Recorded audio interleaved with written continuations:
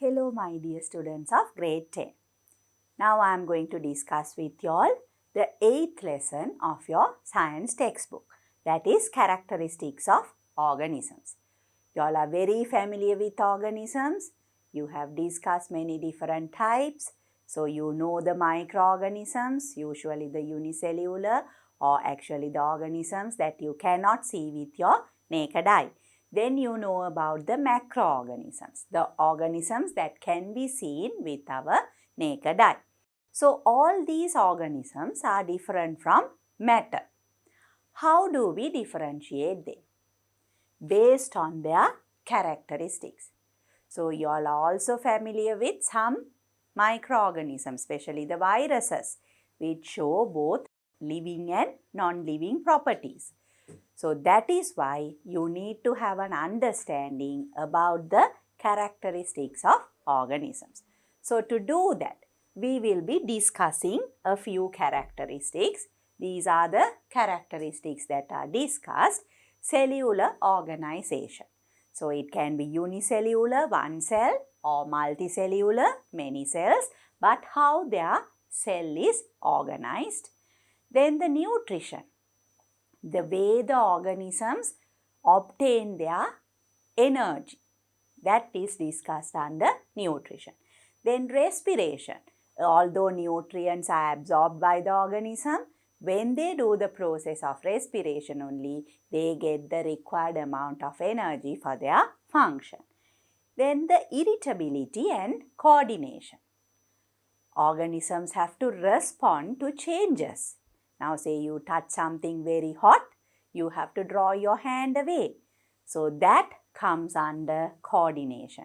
And the ability to respond is known as the irritability. So we will be discussing that as well. Then excretion. When you intake, when you consume substances or when substances are produced, there are biological processes taking place inside the body of an organism. Therefore, excretory materials are produced within the organism and that has to be released or excreted from the body. That is excretion. Then movement. There are many reasons why organisms have to move. As a whole or the part of the organism has to move. Then reproduction. This is very, very important for the existence of organisms. When they produce a new generation only, the species can continue. The organism can exist on Earth. And finally, growth and development. After new organisms are produced, how they grow and how they develop into the mature organism. So all these topics are discussed under characteristics of organisms. So before we go into the characteristics, we will see why this is important to us. So look at these pictures. There is a question that you need to answer.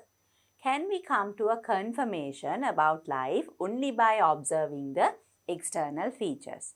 Now, just by looking at all these pictures, can you all say whether they are living organisms or not?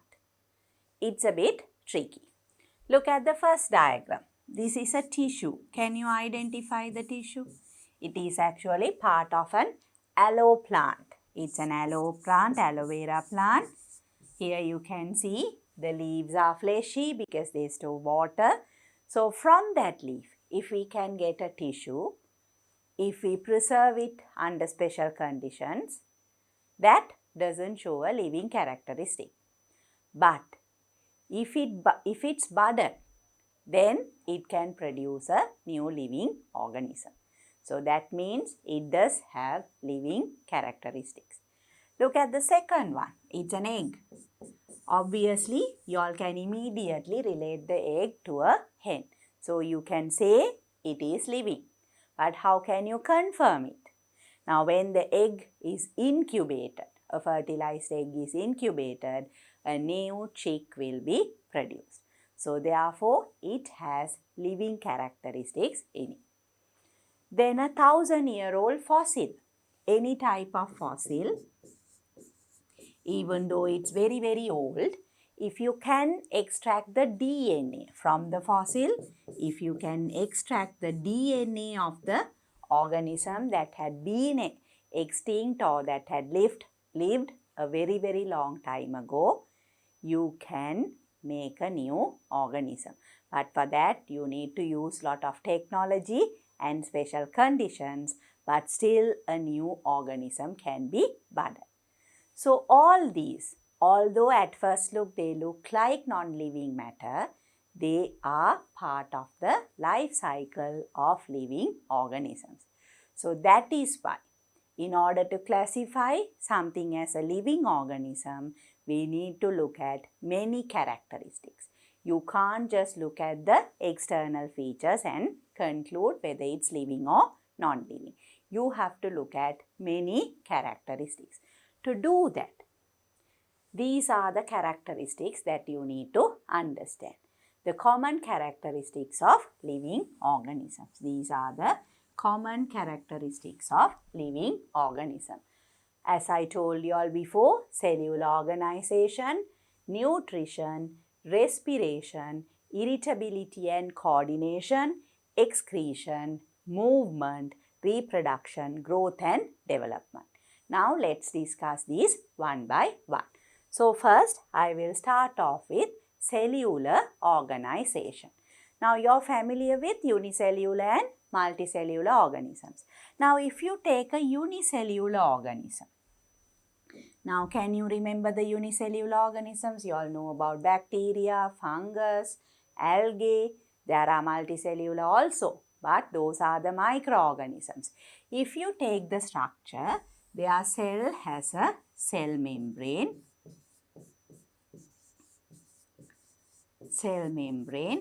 or you can say plasma membrane,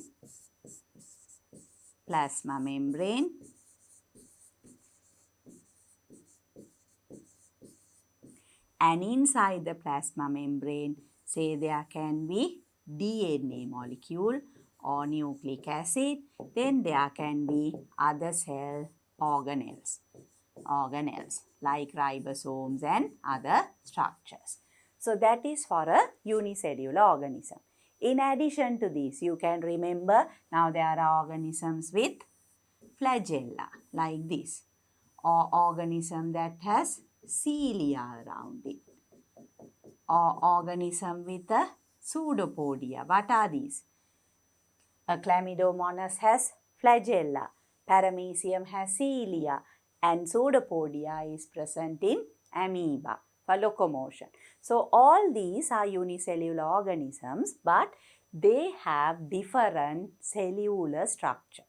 That is why you are able to differentiate them. At the same time, you are able to observe all these organizations, or you are able to observe these organisms and differentiate them as different species. So that is one characteristics. If they are all unicellular, then also they have the cell arrangement, and these cells are known as eukaryotic cells. If they don't have a proper nucleus, we call them prokaryotic cells. A arranged or organized nucleus is present means it's an eukaryotic cell. You are familiar with those terms. We discussed cells before. If they don't have an organized nucleus, they are prokaryotic cells. So either way, these unicellular organisms have a cell arrangement or cell organization. That's very, very important. The first characteristic. So these cell organizations or cellular organization is important for their activities. Now here you can see the pseudopodia in amoeba. They help them to move around. They help them to consume their food. The same way in Paramecium, the cilia help them in movement. If you take like a bacterial cell, there is DNA that helps them to replicate. Then there are organelles inside. If they are chemosynthetic bacteria who produce their own food, those organelles are needed to do that particular process. So they show living characteristics, cellular organization. At the same time, if we take a multicellular organism, now there are more than one cells. So multicellular organisms will have a different type of arrangement. So before we go into multicellular organisms, we will see how we can observe these unicellular organisms. So to do that, there is an activity. Activity observe unicellular organisms. You are familiar with these type of activities. Now there is a hay extract or water from the pond. That is one material that we need. Hay extract or pond water. Then we need to have a light microscope.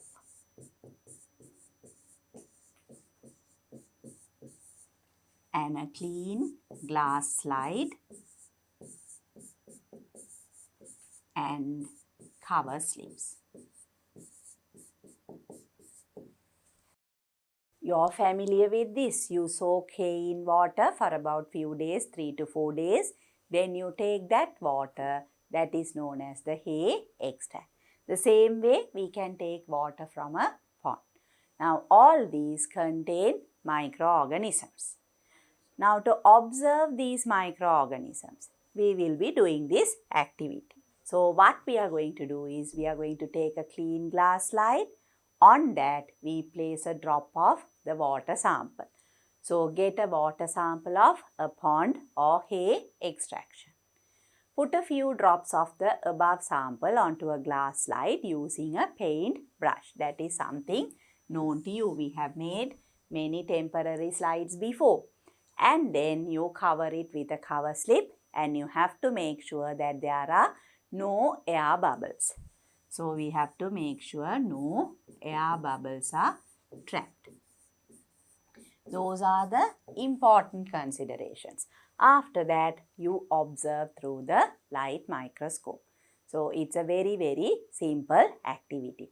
And under that, you can observe different microorganisms. In addition to this, what I am going to do is I am going to show you all some permanent slides. So here this is the temporary slide.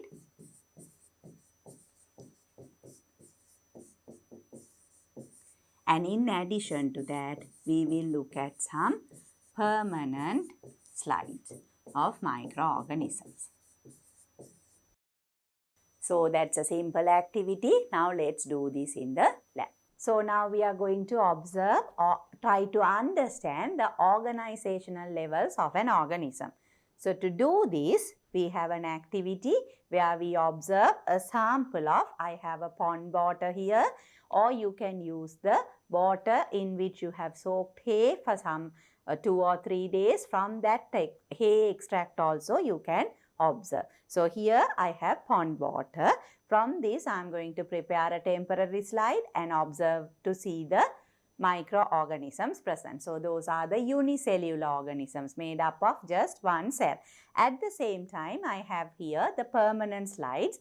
Here also I can show you all the unicellular organisms as well as how cells are arranged in a multicellular organism.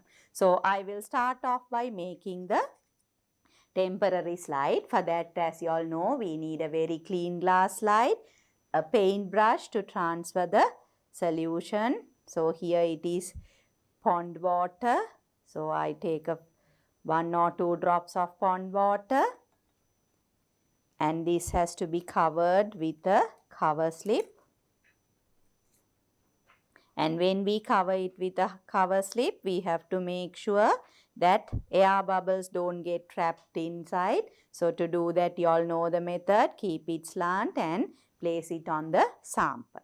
So now we have to make sure the microscope is on. Everything is known to you and it has to be in low power and there should be enough light falling on the stage. Then we place the slide that I prepared on the stage and I'll make sure that the specimen is in place with the lens. Right. So now we will observe it under low power. So here when I observe, I can see some microorganisms. You can see unicellular structures. So students, in a water sample like this, you can observe usually the amoeba or paramecium. Those are the unicellular organisms or microorganisms that are usually present in pond water. So in this also we can observe the unicellular organization of organisms. So after that, I will remove this slide. This is the temporary slide I prepared. Then here I have some permanent slides. Here again you can see I have the paramecium here. You can see the slide. That is a permanent slide of paramecium. So if I observe that under light microscope, again to set it, to make sure that the sample is in position. Yes. So if I make the adjustment, I can see the paramecium. So can you all see the unicellular structure of paramecium, students? It's under low power, so that can be observed clearly. Then the same way, I have already selected some unicellular organisms. There is amoeba here. That is again a permanent slide of amoeba. So that also can be observed under microscope. Now this you all have experience observing it before also. Okay. So can you all see that clearly, students? That is again a unicellular organization. Just one cell, that is a living organism. So we are discussing the organizational levels of living organisms. Same as that, I have an euglena here, a permanent slide of an euglena. That also can be observed clearly.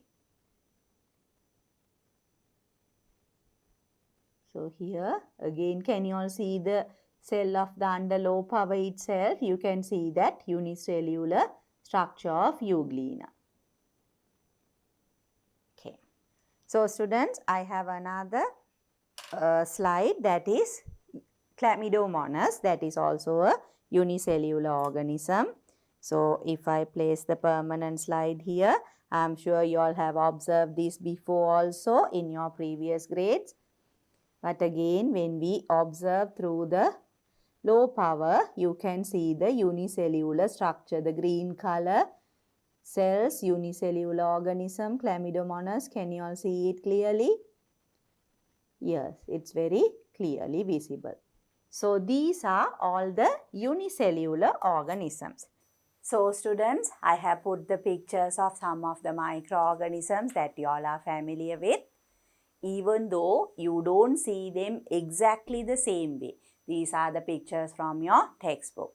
And these are the microorganisms that can be observed in pond water or hay extract, or else the slides that I have in the lab. So you are familiar with all these. They are all unicellular organisms. So Chlamydomonas. Chlamydomonas, you know, is an algae and it is unicellular, and you are familiar with the flagella structure of Chlamydomonas. Then what about euglena?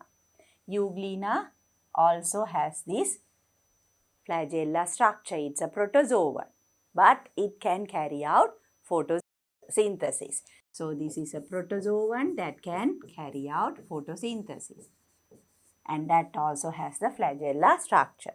Then amoeba, you can see the pseudopodia structure, unicellular organism. Again paramecium, you can see the cilia here and the unicellular structure.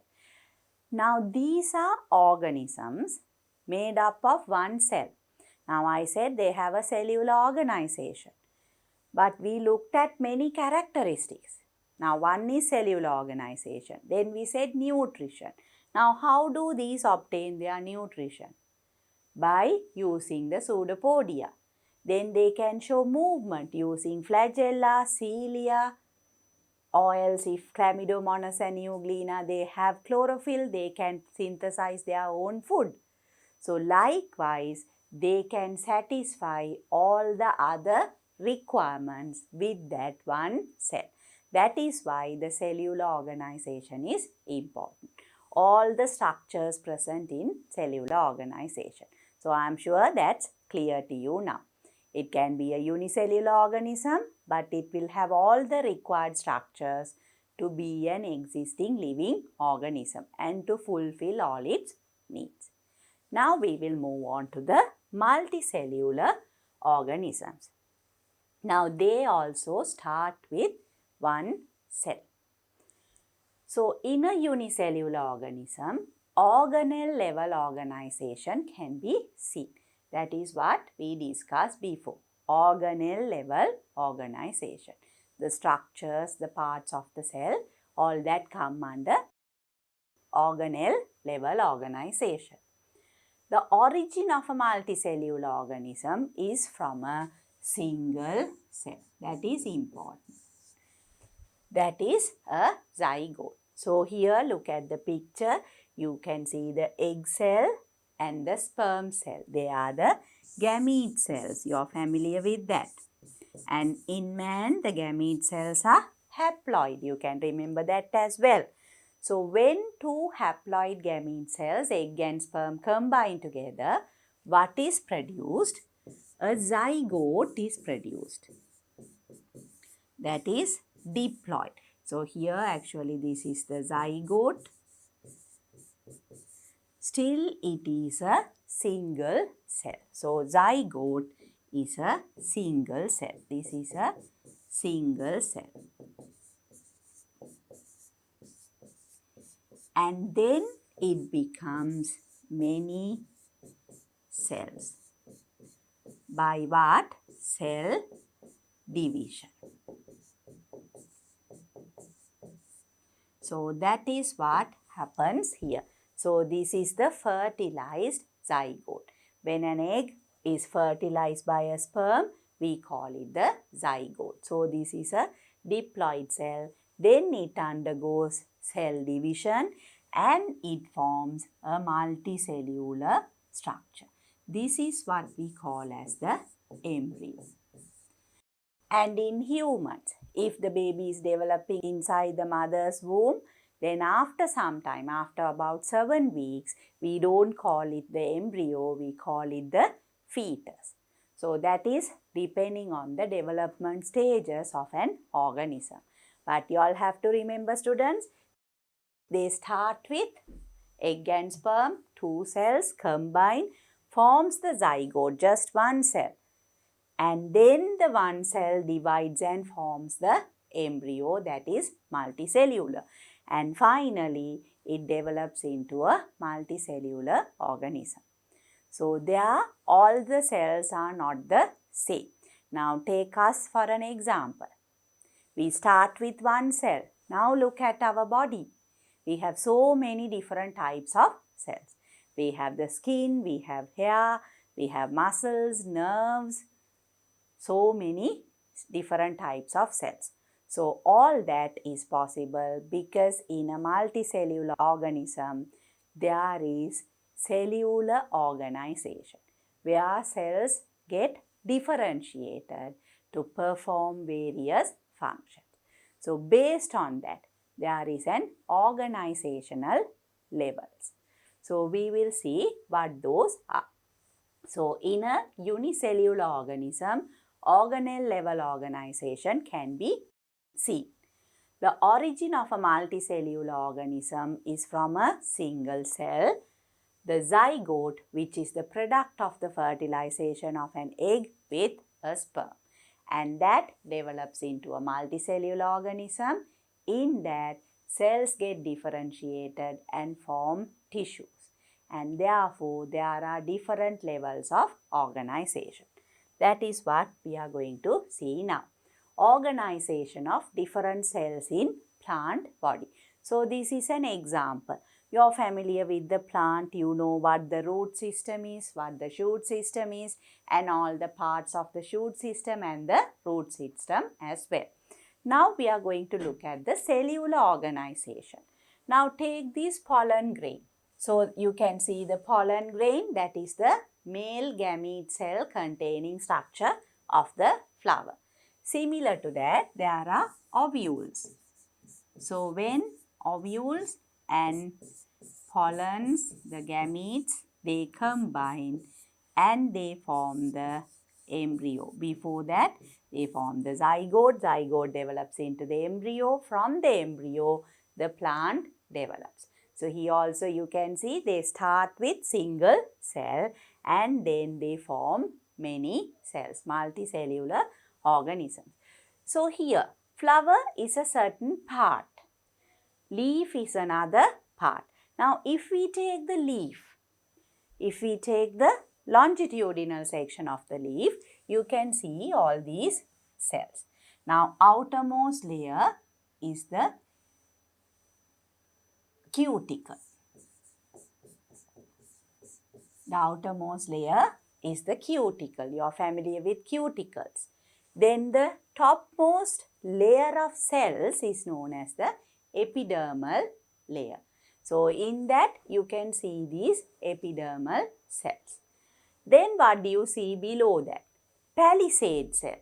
Now, this is known as palisade parenchyma cells as well. Another name is palisade parenchyma cell. Similar to that, can you see these cells? Irregular shaped cells.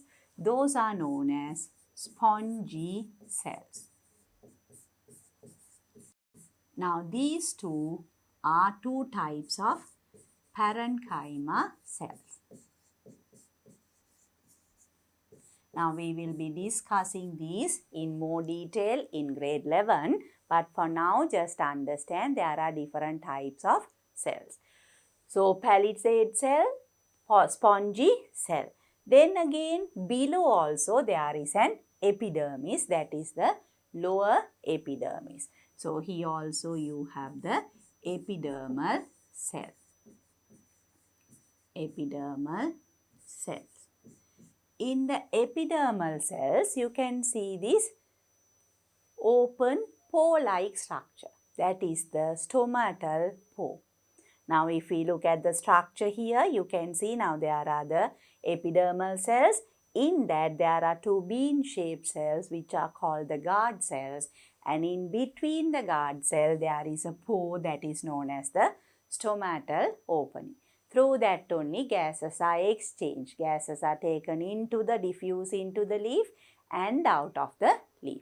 So, gas exchange takes place through the stomata. Then you can see xylem cell and phloem cell. Now, the xylem and phloem are there for transport. There are many different types of xylem cells. There are 4 types of xylem cells which form the xylem tissue that is involved in transport of water and minerals. The same way, phloem cells, there are 4 types. They combine and form the phloem tissue that is involved in the translocation of food. So, again, there are different types of cells that can combine together and do a certain function. Then you can see the root structure, root system. And here you can see how the root hair cell is. So, all these are different types of cells organized to form the plant body. And they are adapted to carry out different functions. Now, here I said, here these are involved in reproduction. Flower as a whole, they are involved in reproduction. Here these palisade and spongy parenchyma, they actually involve in photosynthesis, production of food. Then I said these are for transport. Then you know root, they absorb water and minerals. So all these are there for different functions. Can you all understand that? So based on this, when we look at all these cells and their different functions, we have different organizational levels. So let's see what that is. So similar to that, organization of different cells in the human body. So here also you can see the skin cells, outermost covering of the human body, our skin cells. Now you know skin cells are there for protection. They protect our body from many things, from microorganisms, from heat, from cold weather, so many ways of protecting our body. Then they can receive senses. You can feel the pain, you can feel the touch, you can feel the changes in temperature. So they can receive senses.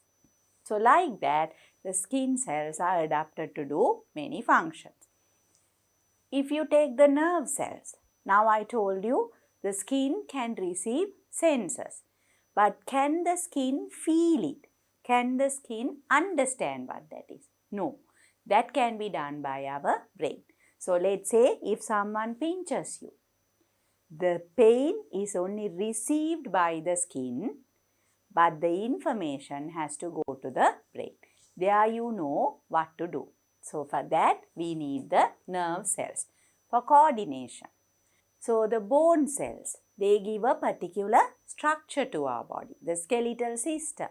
So that is also very important. They are needed for movement. You all know about locomotion, walking, moving our hands. Even when I am talking to you, I am moving my jaws.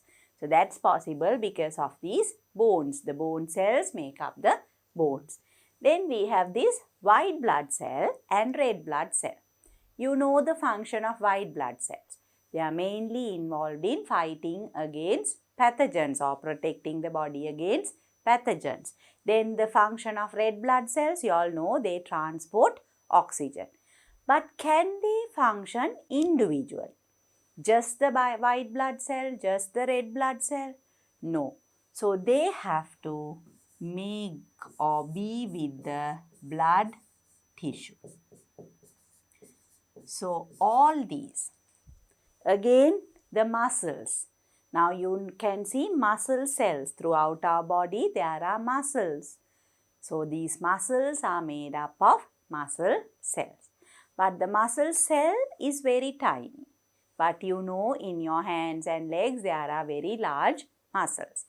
So muscle cells have to function together, exist together as a muscle tissue so that they can carry out their function properly. The same way the gamete cells. You are familiar with gamete cells reproduction. So now can you all see the relationship? Earlier when we discussed the unicellular organism, we talked about nutrition, we talked about movement. Now the multicellular organism also carries out same functions but in a more complex manner. So as I told you, these cells alone can't function. So they have to combine together in a certain manner. They have to be in the form of tissues.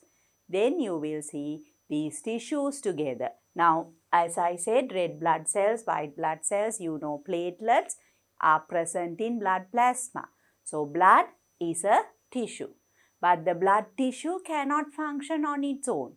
You need an organ. Heart has to pump blood. So we need an organ there. And there should be blood vessels throughout our body. So there we have the blood circulatory system. That is where we talk about the organizational levels. The cells, they combine to form the tissues, tissues combine to form organs, organs combine to form the systems, and systems together make up the multicellular organism. That is what we discuss under cellular organization. Before we understand the cellular organization, I want you all to observe permanent slide of a cell. So here again we are going to do an activity microscopic observation of permanent slides. So here we need a light microscope.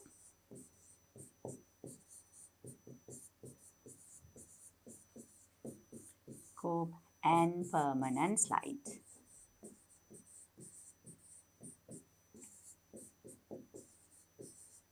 So this is a very simple activity. We will observe a permanent slide of a cardiac muscle, a structure of a heart, and in that you can see how the muscle cells are arranged. So very simple activity. Let's do that in the lab. Now this is the permanent slide of a heart. You all can see that clearly. So in this, what happens? The cells combine and form the tissue, and the tissues combine to form the organ. So I will observe this under the microscope. Again here, first under low power.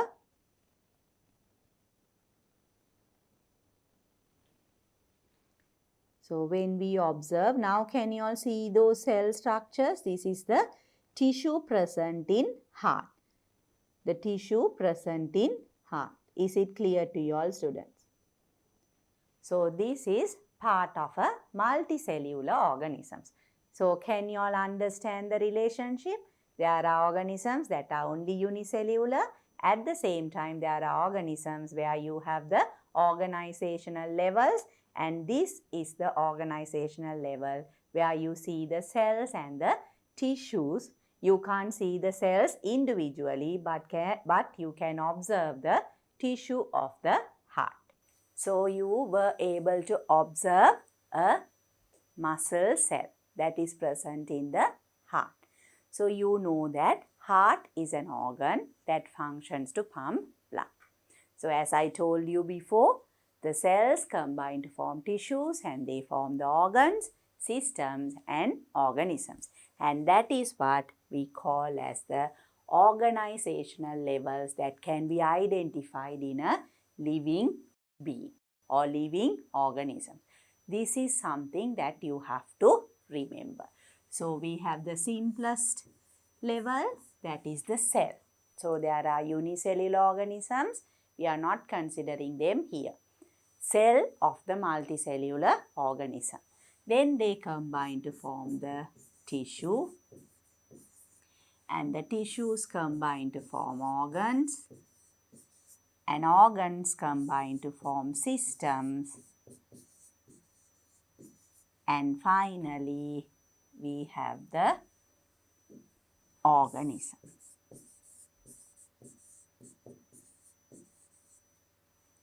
So as I explained before, red blood cell, white blood cell, cells.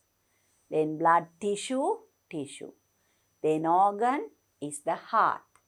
And then we have the system, blood circulatory system.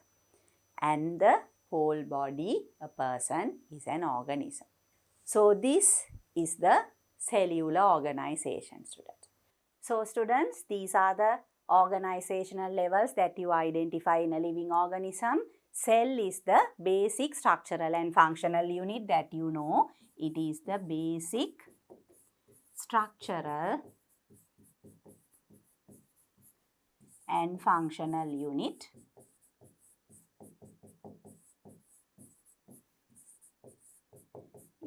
Then we have the tissues. Tissues are a group of cells. Tissues are a group of cells.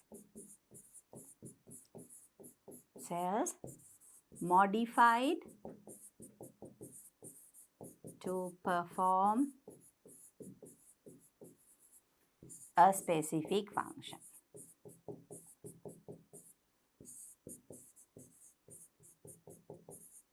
So those are two things that you have to remember, students. Cell is the basic structural and functional unit that you have already learned before, and tissues are a group of cells that are modified to perform a specific function.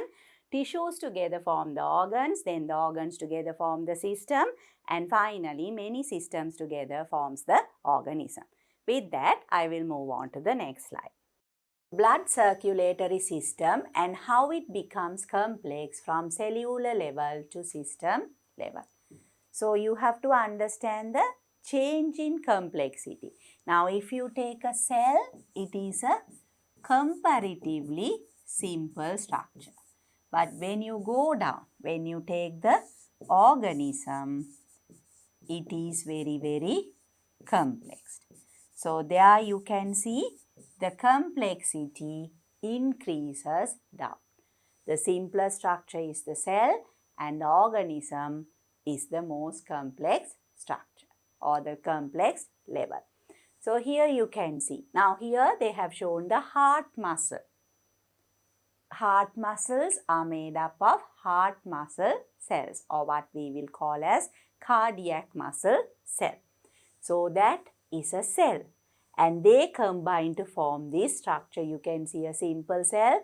It becomes like fibers and they combine together and form the heart muscle that helps to pump blood. Then you can see the heart, the organ. It's more complex. You are familiar with the walls of the heart, the chambers, the valves, all that is known to you. So that is even more complex. And if you take the full blood circulatory system, you have the heart, the arteries, veins, arterioles, venules, and the capillaries, all the blood vessels together form a very complex system. Like that, in our body, there is a circulatory system, digestive system, nervous system, skeletal system, the sensory organs are there. So the organism is very, very complex. So that is what we mean by the complexity increases along the cellular organizational levels. So this is what you have to remember. Cells form tissues, tissues form organs, organs form the systems, and finally the organism. So if we consider an example from a plant, that is also the same. In a plant, I told you all saw the parenchyma cell. The parenchyma cell forms the parenchyma tissue, and that forms the leaf. Leaf is an organ, and leaf is part of the shoot system, and the shoot system is part of a plant. So whether it's a plant or an animal, any type of animal or man, the complexity changes this way. And the organism is made up of many different organizational levels. Remember that. Cells, tissues, organ, system, organism. So there we have discussed the first characteristic of living organisms. After this, we will be discussing the other characteristics as well. Second characteristic of living organisms, nutrition. So the process by which the energy and the materials are obtained for the maintenance of life is known as nutrition. You are very familiar with nutrition because we always say eat nutritive food. The reason is we need to get lot of nutrition, and you all know the types of biomolecules and the other substances. Carbohydrates, proteins, lipids, nucleic acids, those are the biomolecules. Then vitamins and minerals are the substances that are needed for the proper function of our body. The growth as well as the function of our body. That is why we say maintenance of life. So here the process by which the energy and the materials. So two things. One thing, from carbohydrate, you all know inside the cells in mitochondria there is cellular respiration taking place. During this process, glucose is reacted with oxygen or it undergoes oxidation and energy is released. So that is how the body gets energy. Why do we need energy? For all our day-to-day activities, all the metabolic reactions taking place in our body, for the growth of the body as well as to reproduce or again produce the worn out structures, replace the worn out structures. For all those we need energy. And materials, as I told you all, the vitamins and minerals, those are materials. They are needed for the proper function of our body. So both these are obtained in the form of nutrition. So now, why do organisms need energy? To answer this question, I told you all, it is for the growth of the organism as well as to replace worn out structures of the organism. So for two reasons. So one is growth,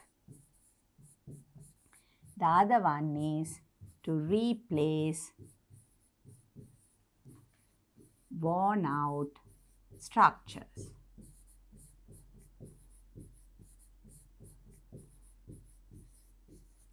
So you all know from the time we are born or the organism is born, the organism grows. So for that growth process, it needs energy. And also to replace worn out structures. Now if we take our hair, we lose hair every day. Our nail grows, we cut the nails. The same way, due to friction or due to other activities, cells from the skins can be lost. Then if we have a wound, the wound has to heal. So all those are different processes where the replacement of worn out structures take place. Same goes for the structures inside our body as well. So everything needs energy. And the energy is obtained by nutrients. So under nutrients, I already told you all the biomolecules. You all know them very well. The carbohydrates,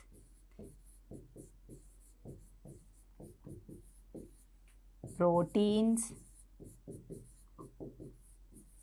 lipids which provide energy, as well as the other nutrients that are needed for the function of the body.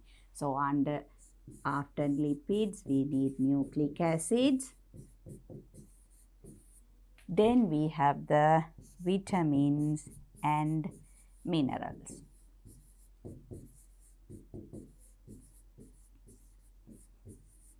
So now you all know all the organisms need energy for their proper function. Now how do they obtain this energy and the nutrients? Some organisms are capable of producing their own food. Some organisms obtain food from other organisms. So based on that, there are different modes of nutrition. So when we say modes of nutrition,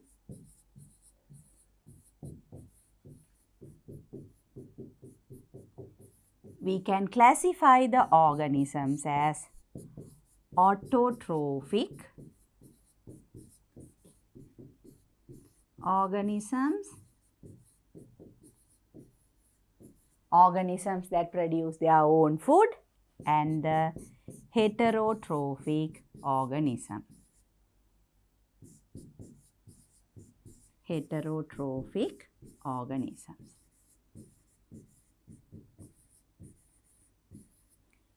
Organisms that depend on other organisms to satisfy or fulfill their energy and nutrition requirement. So the two types. So with this, I will move on to the next slide where we discuss what autotrophic organisms are. Autotrophic organisms. So organisms that produce their own food. These are organisms that produce their own food. How do they do this? They do it by two methods. One method is photoautotrophic organisms or photoautotrophism. What is meant by photoautotrophism? Photo means light, auto means they produce their own food. So if they utilize light energy and produce their own food, we call them as photoautotrophic organisms. So they use light energy. And for this to happen, they need to have the pigment chlorophyll. So they need chlorophyll, and the process is known as photosynthesis. That you know, photosynthesis. So organisms that utilize light energy. What is the natural light source? The sun. So they use the sunlight or other forms of light energy, and inside the chlorophyll of the cell, they produce food. And that process is known as photosynthesis. What are the organisms that usually carry out photosynthesis? You all know them. The green plants, Why do we call them green plants? Because they have chlorophyll. And algae. You all are familiar with the organisms, algae. They also have chlorophyll. So these are what you need to know about photoautotrophic organisms. Then if we take chemoautotrophic organism, the second type of organisms that produce their own food by utilizing chemical energy. So chemoautotrophic organisms, they use chemical energy from chemical reactions. So here they use chemical energy from chemical reactions. Under this, if you look at some bacteria, they are usually chemosynthetic. So bacteria are chemosynthetic organisms. Here we call them as photosynthetic organisms. Chemoautotrophic organisms are known as chemosynthetic organisms. So if they use light energy to produce their food, they are photoautotrophic. If they obtain energy from chemical reactions, they are chemoautotrophic organisms or chemosynthetic organisms. Both we can use the terms photoautotrophic or photosynthetic, chemoautotrophic or chemosynthetic. And bacteria are usually chemoautotrophic. Why I have said some bacteria? Because they show different forms of mode of nutrition. Here again, most of the plants, green plants, most of the plants are photosynthetic. There are exceptions. There are parasitic plants that do not do photosynthesis. Then algae, they carry out photosynthesis. With that, I will move on to the next slide where we discuss photosynthesis. This is the equation for photosynthesis. You all know the raw materials. So here, the raw materials, all these are familiar to you. You have discussed this before in your previous grades also. Carbon dioxide, that is in the form of gas, and water in the form of liquid. But you need factors. When we say factors, it includes everything. Carbon dioxide, water, light energy as well as chlorophyll. So here again, it's carbon dioxide, water, light energy,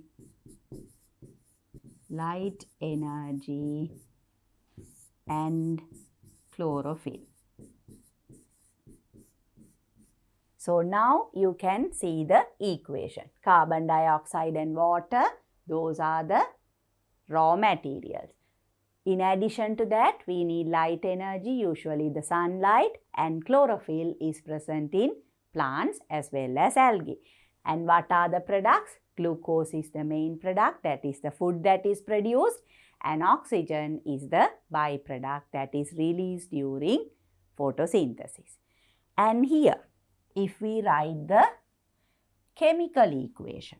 Now earlier, what is given to you is the word equation. Remember students, if they tell you to write the word equation, this is the one. Carbon dioxide, water in the presence of light energy, inside chlorophyll, glucose and oxygen are produced.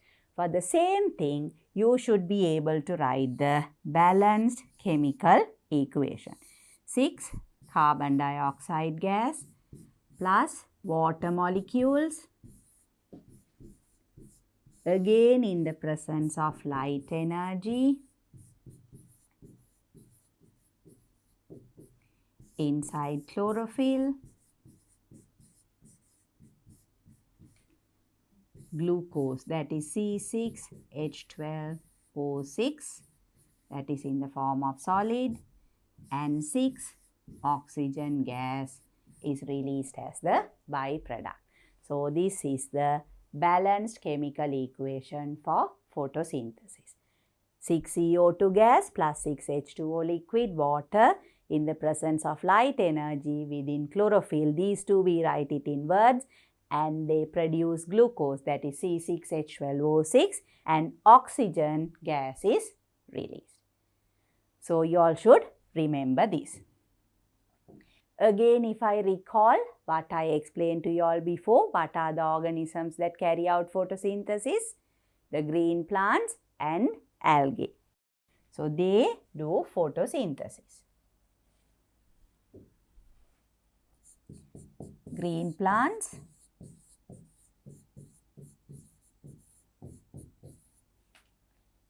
and algae. But here also, students, you all have to remember some green plants. Under green plants, there are parasitic plants.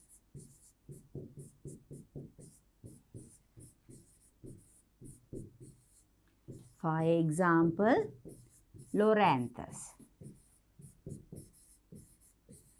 It is a parasitic plant. Now, these plants don't do photosynthesis. So, here no photosynthesis.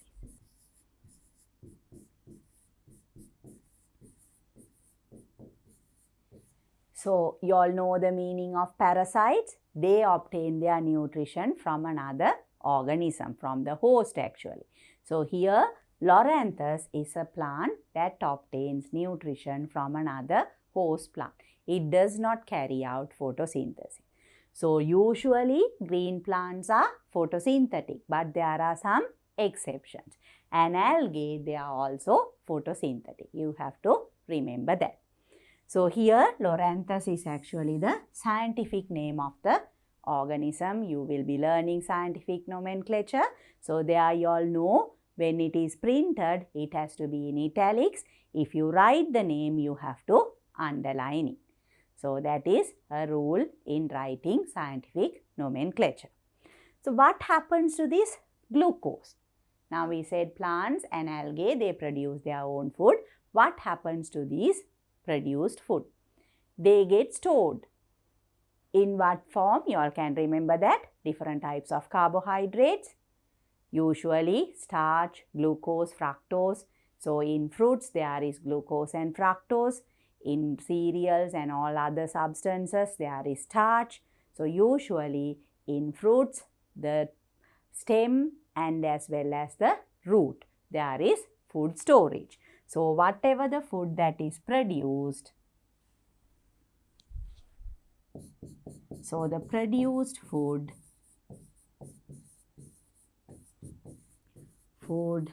is stored. Usually in what? The stem, fruit and the roots. You all know the forms as well. So, what happens to this stored food?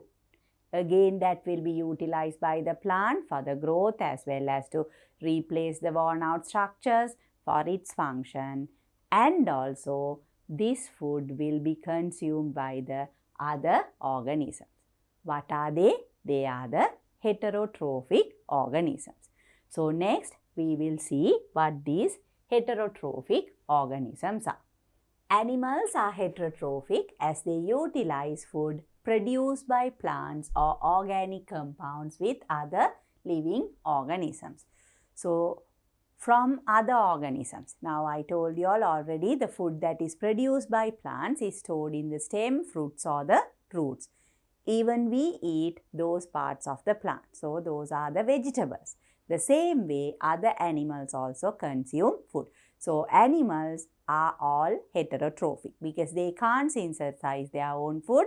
They consume other organisms or they depend on food produced by plants or the other organic compounds. So, under heterotrophic nutrition or heterotrophism, what are the types of organisms that are there? One is the predator. Usually when we say predators, we think of the animals that catch their prey and consume it. For example, a lion catches a deer. So, the deer is the prey for the lion. So, we call the lion a predator.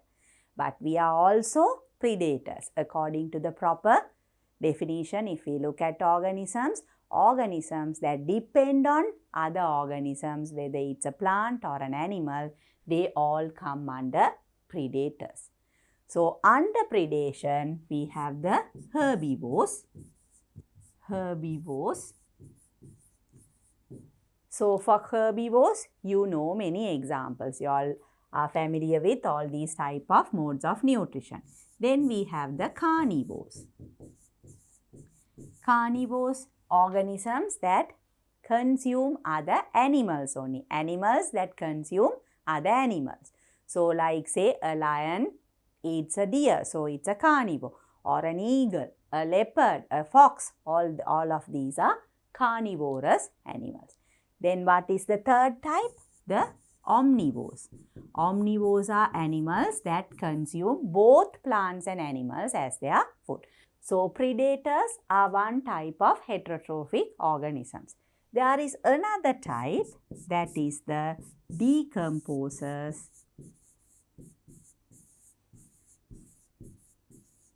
or saprophytes.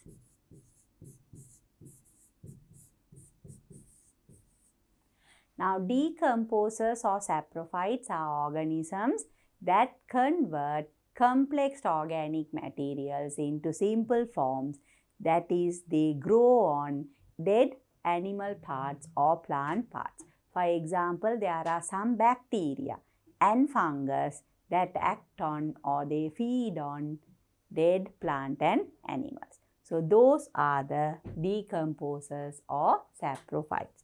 So, under this there are some bacteria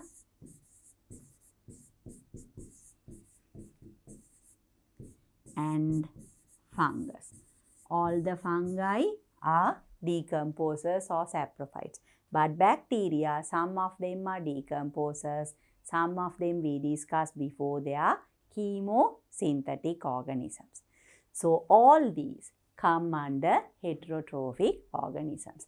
Now, predators, herbivores consume the producers, that is the photosynthetic organism. Then the herbivores are consumed by carnivores, and omnivores can consume both the herbivores, carnivores, as well as they feed on plants.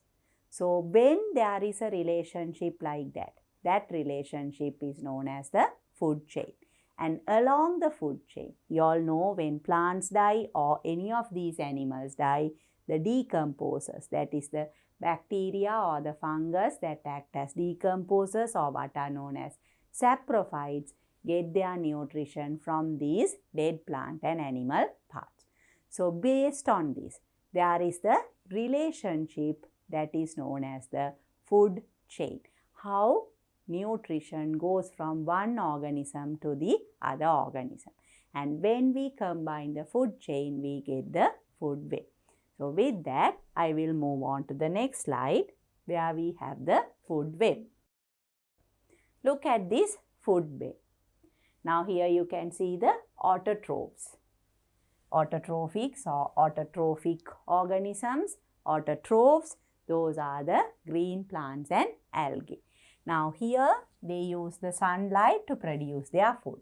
Then you can see a grasshopper that consumes food from plants, grass. So, that is a herbivore. Then from the herbivore, you can see the frog. Frog consumes the grasshopper. So, frog is a carnivore. Then the frog is consumed by either an eagle or a python. Those are also carnivores. And then you can see the saprophytes, decaying organic substances. When plants die, animals die, all these fungi and the decomposing bacteria act on these dead plant parts or animal parts and they decompose them. So, here we have the saprophytes. So, can you all see the relationship between all these organisms? We have an autotrophic organism here. Then we have a herbivore there. Then we have carnivores. And also I told you all the decomposers or saprophytes. What are these called? All these are different trophic levels. Again, you are familiar with all these terms, students. I am just recalling what you have learned before. The trophic levels. And this is the first trophic level. First trophic level always contains a autotrophic organism, or usually the green plants. If it is an aquatic environment, it is the algae. Then we have the second trophic level there, third trophic level here. Then here we have the fourth trophic level if it is this food chain. If it is from the frog to the eagle, that becomes the fourth trophic level. But when the python or the snake is consumed by the eagle or the vulture, then this becomes the fifth trophic level. So, you all know how to identify the links in a food chain. Links. So, from what I have labeled, you can see, students, 1, 2, 3, 4 links. So, that particular food chain has 4 links. Whereas, if from here, if we come to the python, 1, 2, 3, 4, then this becomes 5. So, that food chain has 5 links. So, you all can have food chains with 3 links, 4 links or 5 links. More than 5 links is not very efficient. So, when all these food chains are connected together, so we have the trophic levels, we have the links, then the food chains. When food chains are interconnected, you get this food web. And throughout all the levels, you have the decomposers or the saprophytes.